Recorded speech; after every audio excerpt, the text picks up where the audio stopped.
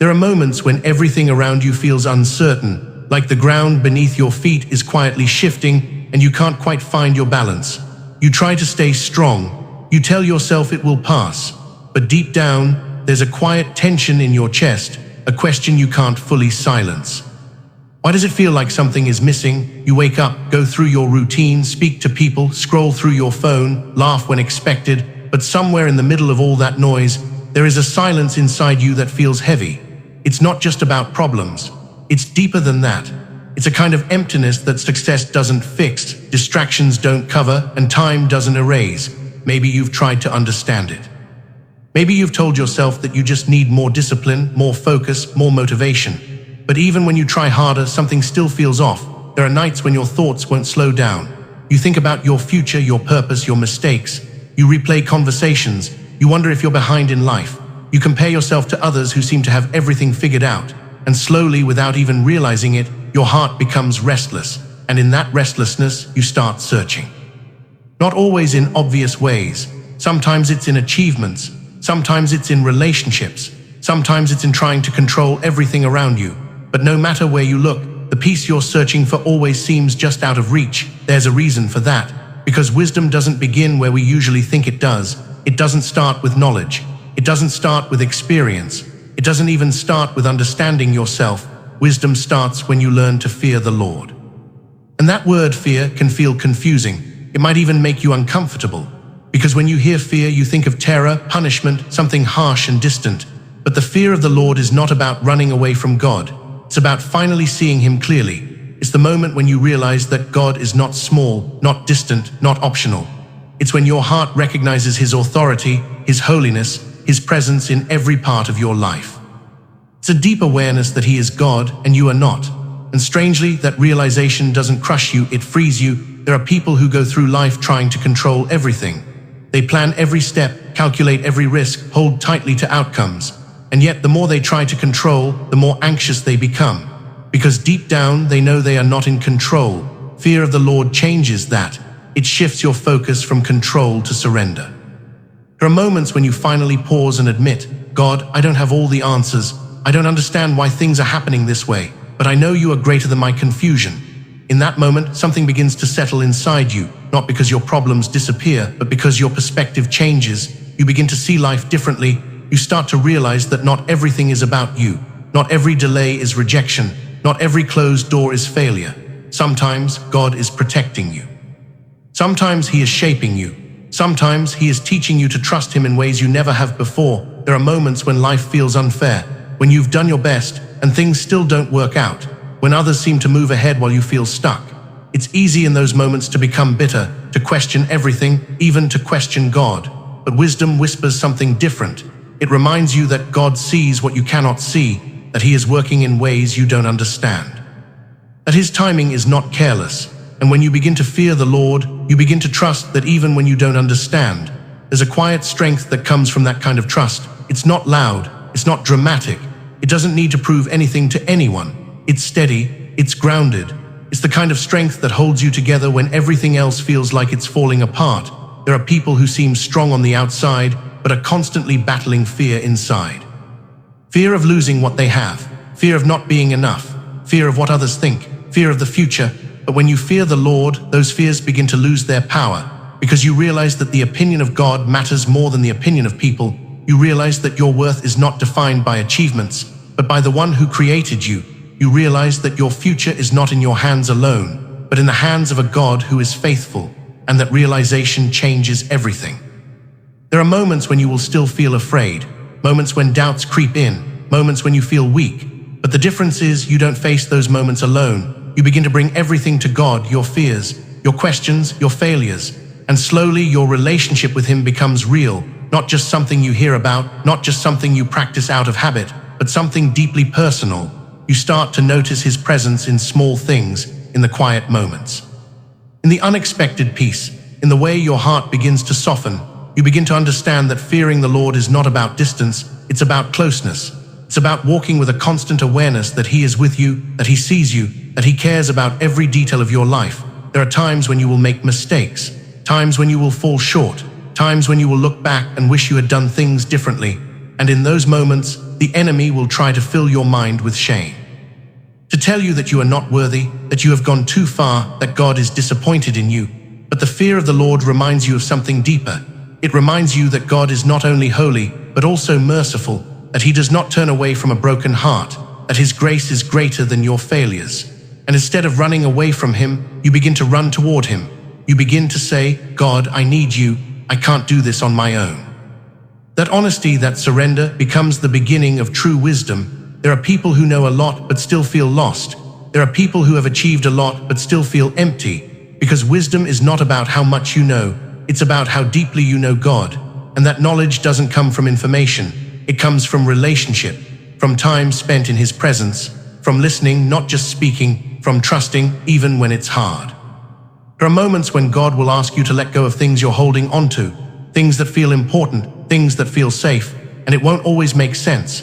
But wisdom teaches you to trust Him even then, to believe that He sees the bigger picture, to believe that He is leading you towards something better. There is a kind of peace that comes from that kind of trust, a peace that doesn't depend on circumstances, a peace that stays even when life is uncertain. And that peace is not something you create. It's something God gives. When you learn to fear Him, when you learn to honor Him, when you learn to put Him first, there is a shift that happens in your heart. You stop chasing things that don't matter. You stop comparing your life to others. You stop trying to prove yourself.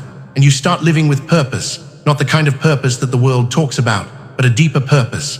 A purpose rooted in knowing God and walking with Him. There are moments when you will still struggle, moments when your faith feels weak, moments when you question everything. But even in those moments, God is not distant. He is still there, still patient, still faithful, still calling you back to Him. And over time, you begin to see that He has been guiding you all along, even when you didn't realize it, even when you were distracted, even when you were lost. And that realization fills your heart with gratitude, a quiet, deep gratitude, not just for the good moments, but even for the difficult ones. Because you begin to understand that God used all of it, every delay, every disappointment, every struggle, to bring you closer to Him, to teach you what truly matters, to show you what real wisdom looks like. And now, as you sit in this moment, maybe you feel something stirring inside you, a desire to know God more, to trust Him more, to live differently. You don't need to have everything figured out. You don't need to be perfect.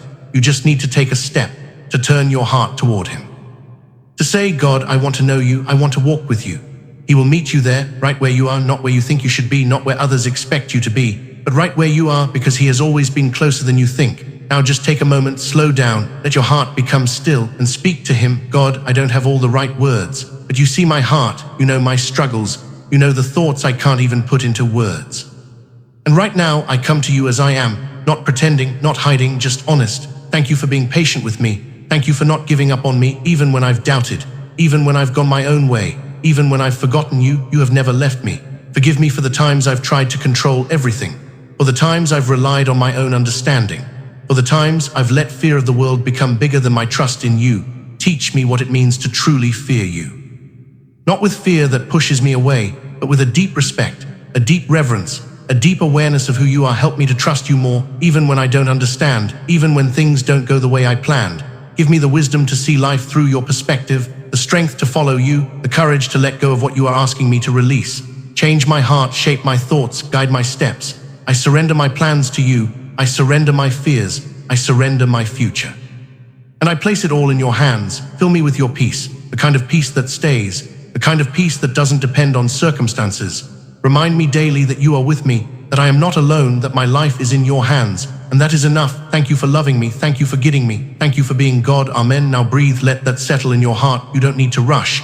You don't need to figure everything out today. Just stay connected, stay aware, stay close. Because wisdom has already begun its work in you, and you are not walking this path alone. And as you move forward from here, don't expect everything to suddenly become easy. That's not how this works. There will still be days when you feel uncertain, days when your mind is crowded with questions, days when your faith feels quiet instead of strong. But something inside you has changed. You're no longer walking blindly. You're no longer chasing answers in places that leave you empty. You've begun to understand where true wisdom starts, and that changes the way you live. Even when life looks the same on the outside, there will be moments when you pause before making a decision, not because you're afraid of making a mistake, but because you've learned to ask, God, what do you want? There will be moments when you choose peace over proving a point, when you let go instead of holding on tightly, when you trust instead of overthinking, and no one else may even notice those moments. But God sees them. He sees the quiet surrender. He sees the small acts of obedience. He sees the way your heart is turning toward Him again and again. And that matters more than you realize. You don't have to be perfect. You don't have to have it all together. You don't have to impress anyone. Just keep walking with Him, even if your steps feel slow, even if you stumble sometimes, even if you don't fully understand the path ahead. Because the truth is, you were never meant to figure everything out on your own. You were meant to walk with God, to trust Him, to rely on Him, to grow with Him. And as you continue on this path, you will begin to notice something quiet but powerful. The things that once controlled your thoughts will start to lose their grip. The fears that once felt overwhelming will begin to fade. The need to compare, to rush, to prove, it will slowly loosen its hold on your heart, not all at once, but little by little. And in its place, something better will grow, a deeper peace, a steady confidence, a quiet assurance that no matter what comes, you are held. There is a kind of freedom that comes when you stop trying to be everything on your own, when you stop carrying what was never yours to carry, when you finally rest in the truth that God is enough. And that freedom changes everything. It changes how you see yourself. It changes how you see others. It changes how you face your future. Because you're no longer defined by your past mistakes. You're no longer limited by your fears. You're no longer trapped by what others expect from you. You are walking in something deeper, something stronger, something eternal. So when the world feels loud again, when distractions try to pull you away, when doubts begin to whisper in your mind, come back to this. Come back to the quiet place where you remember who God is. Come back to the truth that He is greater than your fears, greater than your questions, greater than anything you are facing. And just stay there for a moment, breathe, be still, let your heart realign. Because you don't need to chase wisdom anymore. You've already found where it begins. And from here, you just keep walking one step at a time, with God, always with God, and that is more than enough.